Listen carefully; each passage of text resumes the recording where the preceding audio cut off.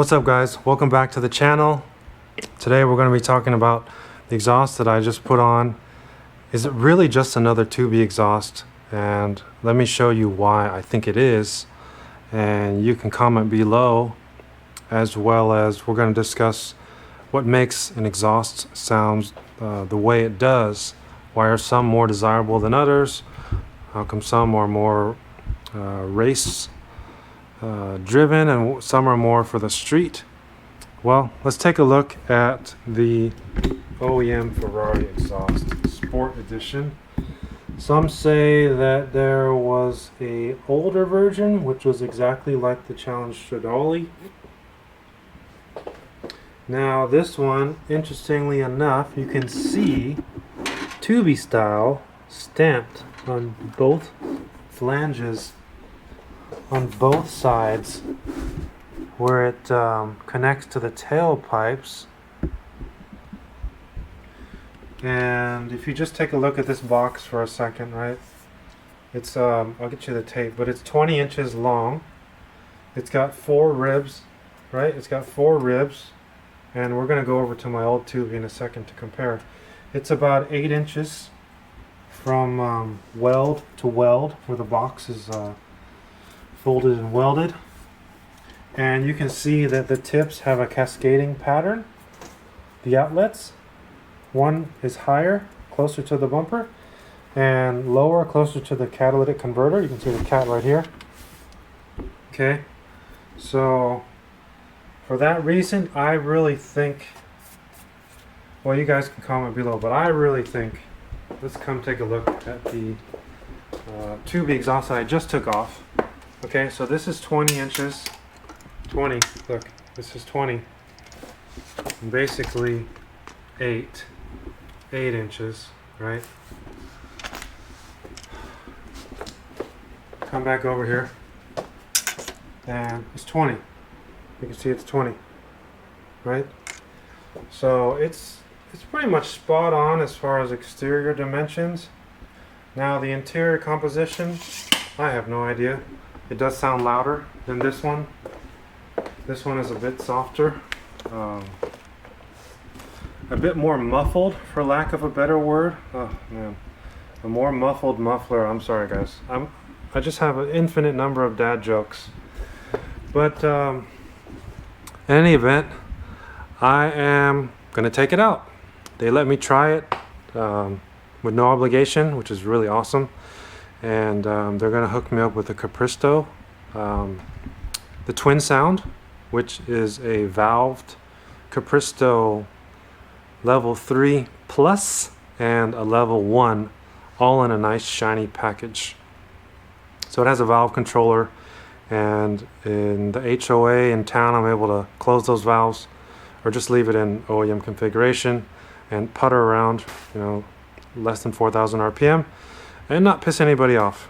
But when it's time to get on it, go ahead and open those valves, and that baby screams.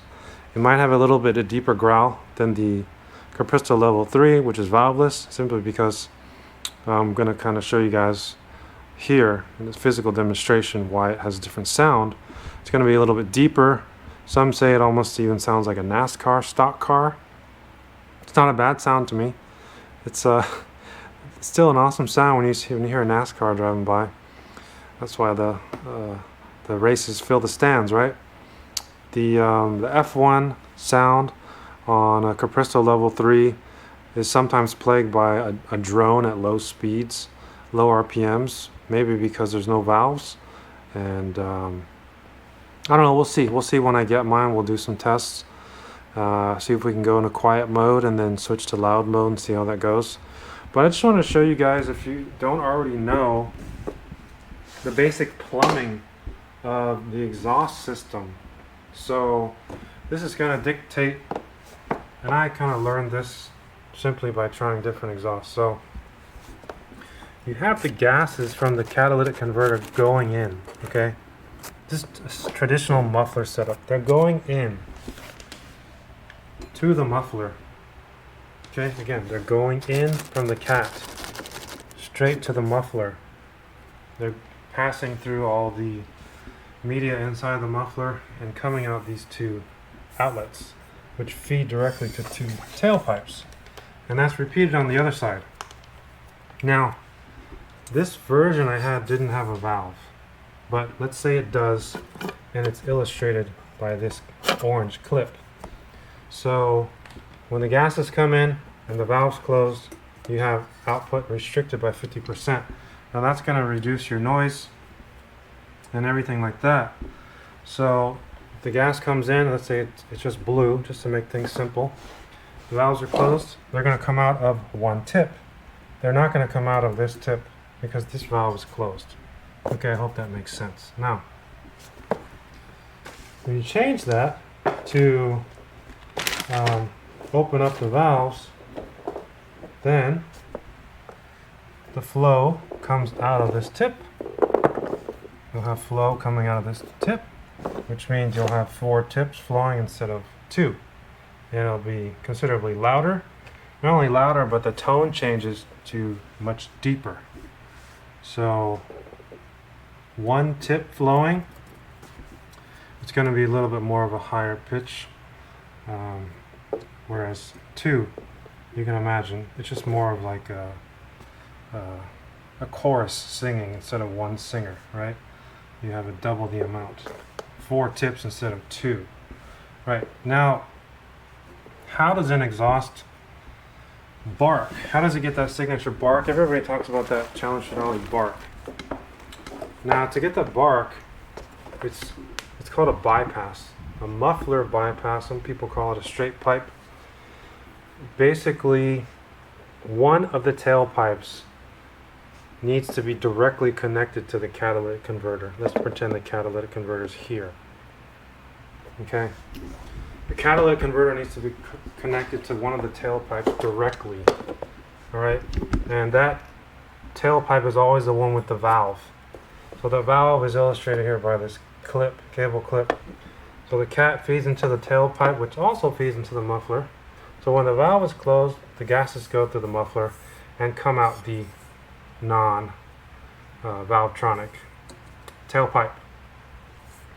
Now, the OEM programming has it so the valve automatically opens at 4,000 RPM or something like that.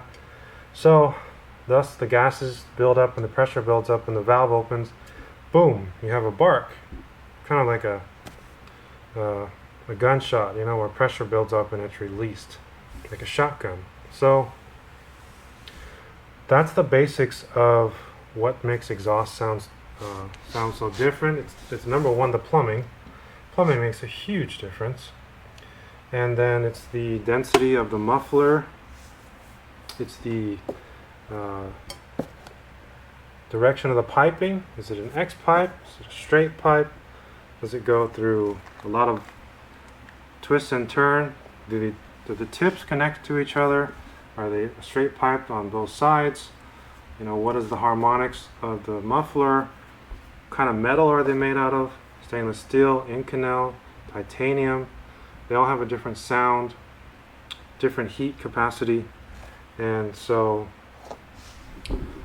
for that reason, boys and girls, I have settled on a Capristo twin sound. Simply because the availability, it's a great product. So many people have it. It's tried and tested. Well, a lot more people have the level 3 than they have the twin sound. But it's tried and true. It's made in Germany. Very, very good reputation. If the only complaint is that sometimes it has a drone, or sometimes it gets too hot, I think that's going to be fine. I have a Challenge grill.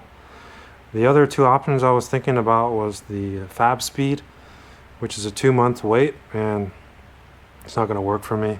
It's a cool product. It is a exhaust bypass on one tip, and that Fab Speed actually blends the tips, which is cool. Probably less weight. And then the Klein, unfortunately it's a 4 months wait. That's just an extremely long time for me to wait. I'm pretty impatient. And then the Capristo was available within 4 days. So to me, it's just a no-brainer.